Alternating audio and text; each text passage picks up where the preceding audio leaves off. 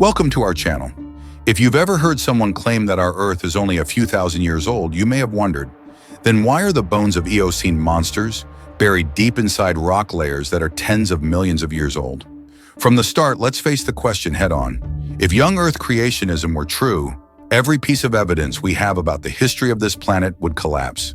But today, we're going to unfold the undeniable proofs, from the oldest cosmic dust to colossal fossils, that show Earth has existed and evolved across an almost unimaginable span of deep time. In this video, we'll journey into the Eocene epoch, a period when giant predators ruled the oceans, and a warm, ice-free world thrived. All of these layers of evidence point to one unavoidable conclusion. Earth is billions of years old, not merely thousands. The planet's time machines. The idea of deep time, the vast time scale of Earth's history, is a cornerstone of modern science, from geology to biology. It's a scale so immense that it defies human intuition. Here we'll define the concept and look at the independent, robust methods scientists use to measure it. The scientific consensus is that Earth is about 4.5 billion years old. This isn't based on a single test, but on multiple independent lines of evidence. Scientists don't rely on surface rocks, which are constantly recycled by plate tectonics to determine Earth's age. Instead, they turn to material formed from the very same primordial solar nebula that created our entire solar system. Meteorites, such as the famous Canyon Diablo iron meteorite, formed at the same time as Earth and remain unaltered, serving as original clocks for the solar system. Lead isotope data from these meteorites consistently yield an age of about 4.5 billion years. This cosmic evidence is independently reinforced by discoveries on Earth itself. The oldest Earth-derived material ever dated is a tiny zircon crystal from Jack Hills in Western Australia, measuring 4.4 billion years old. That crystal is only about 150 million years younger than Earth itself. The remarkable agreement between the meteorite ages and zircon ages, two entirely different materials from separate origins, provides a coherent and consistent picture of deep time. This interlocking web of evidence carries far more weight than any single measurement could. The misunderstanding about carbon-14 dating. One of the most common tactics of young Earth proponents is misusing or misrepresenting carbon-14 dating to argue that everything is just a few thousand years old. This section clears up what carbon-14 can and cannot do. Radiocarbon dating, carbon-14 or C14, is a specialized method used to date organic materials that were once alive. C14 has a relatively short half-life of about 5,730 years, meaning half of the original C14 decays in that span. Because of this quick decay, the method is only reliable for samples up to about 50 to 60,000 years old. Beyond that, the remaining C14 is too minuscule to detect, even with modern instruments. Scientists do not use C14 to date rocks or fossils that are millions of years old, just as no one would use a kitchen scale to weigh an elephant. A tool failing when misapplied doesn't mean the tool, or the science behind it, is flawed. Misunderstandings about C14 have long been addressed through methods calibrated for much larger timescales. Clocks that tick in billions of years. To measure deep time, geologists rely on other radiometric clocks with much longer half-lives. These include uranium-lead, UPB, and potassium-argon, Kr, dating. For example, uranium-238 has a half-life of 4.5 billion years, making it ideal for dating the oldest rocks. These methods are typically applied to minerals in igneous or some metamorphic rocks, though not directly to sedimentary rocks where fossils are found. Since fossils are usually preserved in sedimentary layers, which cannot be dated directly with these methods, scientists use a technique called bracketing. This approach uses volcanic ash or igneous rock layers above and below the fossil-bearing strata. The lower volcanic layer provides a maximum age. It must be older than the fossil, while the upper one provides a minimum age. It must be younger. This creates a reliable age range for the fossil. Importantly, nowhere in the geologic record do we find contradictions such as a 50 million year old uranium-dated layer beneath a 10,000-year-old carbon-14 layer. The geological record is logical, orderly, and consistent, the oldest grains of truth. Tangible proof of Earth's ancient past can be held in hand. The oldest Earth origin material ever dated is a zircon crystal from the Hadean Eon, also found in Jack Hills, Western Australia, with an age of 4.4 billion years. This crystal is direct, measurable evidence of Earth's earliest epoch. Zircons are incredibly durable crystals, surviving cycles of erosion and metamorphism. The existence of a 4.4 billion-year-old zircon fragment means Earth had already cooled enough to form a solid crust, and likely oceans, requiring an enormous expanse of time. This single crystal, something we can see and analyze, is enough to dismantle the central claim of a planet only a few thousand years old, defining a tropical epoch. The Eocene epoch, spanning roughly 56 to 34 million years ago, was a time when Earth was locked in a globally warm climate with lush ecosystems, radically different from the world we know today. It was a true super greenhouse, marked by high levels of atmospheric carbon dioxide and a complete absence of permanent polar ice. This allowed tropical and subtropical life to flourish even at high latitudes. Fossils show crocodiles and palm trees thriving in what is now the Arctic. The Eocene was not just a warm phase, but a geologically stable climate state that endured for tens of millions of years. The physical energy required to maintain such conditions, supported by long-term processes such as volcanic activity sustaining high carbon dioxide levels, could not have occurred in a short timescale. Temperature differences between the equator and the poles were much smaller than today, a planetary balance sustained only over millions of years. The Delta 18O record, a chemical signature of climate change. How do scientists know the Eocene was so warm and that the following Oligocene was cooler? The answers lie in chemistry locked in the ocean floor. Ratios of oxygen isotopes Delta 18.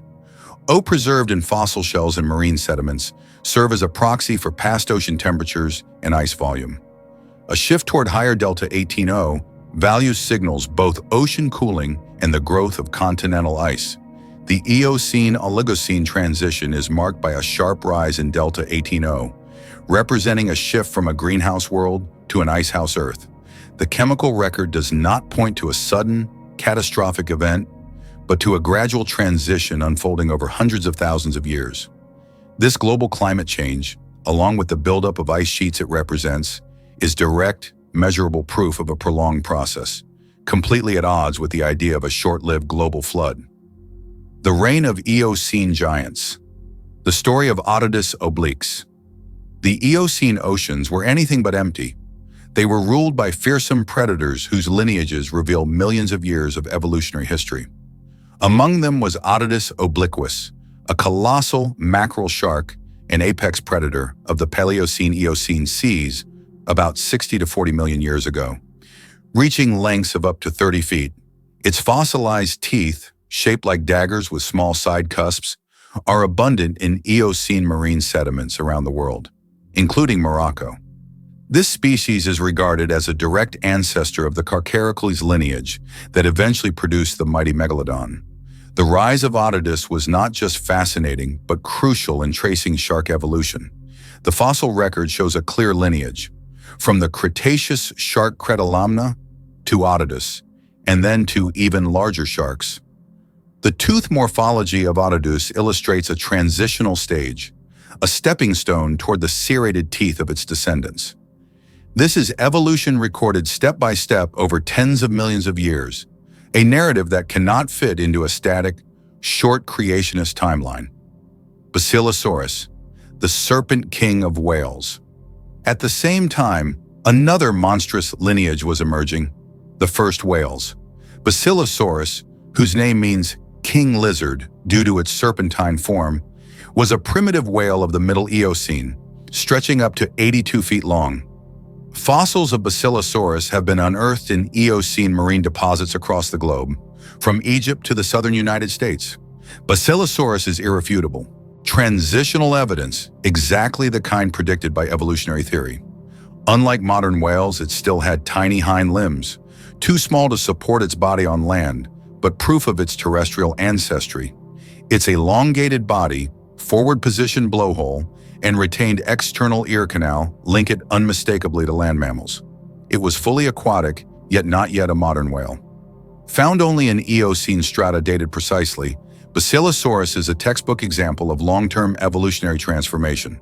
The Battle of Titans, the Eocene seas, became battlegrounds where Otodus and Basilosaurus coexisted, likely preying on the same large fish, turtles, and smaller marine mammals.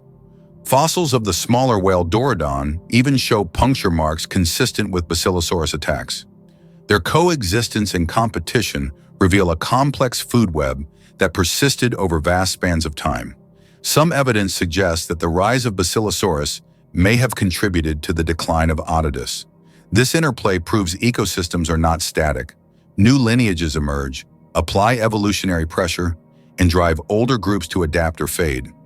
Such dynamic processes unfolding over millions of years strengthen the case for deep time. The rise of mammals on land. After the extinction of the dinosaurs at the end of the Cretaceous, the Eocene became a golden age of opportunity for mammals. During this epoch, modern mammal orders diversified rapidly. Early horses, tapirs, even-toed ungulates, and primates all took shape.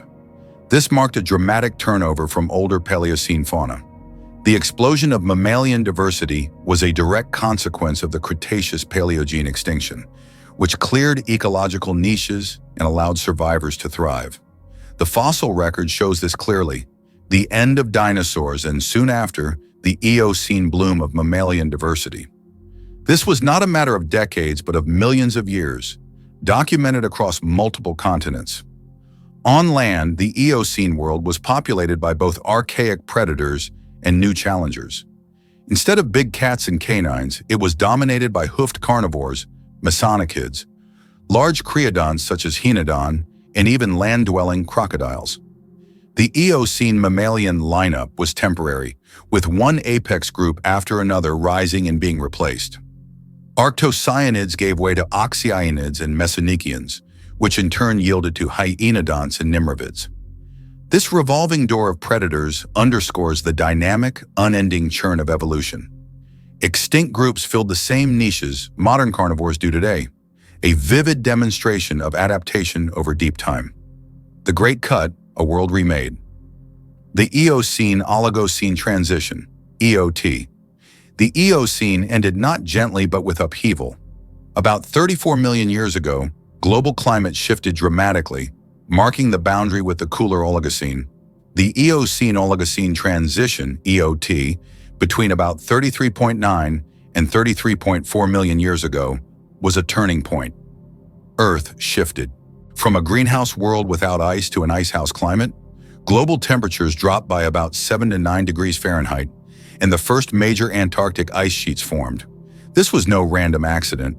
It was the result of planetary-scale processes. Two main drivers were at work: the long-term decline of atmospheric carbon dioxide and the rearrangement of ocean gateways. As Antarctica drifted away from Australia and South America, the opening of the Drake Passage allowed the Antarctic circumpolar current to form, isolating Antarctica thermally. Warm waters no longer reached its shores, and ice sheets grew, increasing Earth's albedo and reinforcing further cooling. Such a cascade of events triggered by continental drift could never occur within mere millennia. The sudden cooling reshaped life worldwide. In Europe, it caused a dramatic faunal turnover known as the Grand Coupure, Great Cut, while in North America the change was milder. Fauna there had already adapted to cooler, drier conditions thanks to earlier mountain uplift. These regional differences are crucial. A single global catastrophe, like a flood, would have had uniform, catastrophic effects everywhere. Instead, the fossil record shows uneven outcomes: mass extinction in some regions, gradual adaptation in others, explained only by long-term environmental pressures and divergent evolutionary paths. The bigger picture. Looking across the evidence, from radiometric dating of Earth's age, to climate shifts captured in isotope records, to the evolutionary story of whales, we see a consistent truth. These processes cannot be compressed into a few thousand years. It's not just about numbers, it's about the vast narrative of Earth itself. Each Otodus tooth is a marker of deep time. Each ice core is a page of history written in oxygen. Science doesn't dismiss one story to replace it with another. It simply follows the evidence wherever it leads. And the evidence leads us to a planet billions of years old, forged by eons of change and evolution, shaping the world we live in today. If you found this story fascinating, leave a comment below and tell us which creature or era you'd like to explore next. And don't forget to hit subscribe so we can continue uncovering more ancient truths together.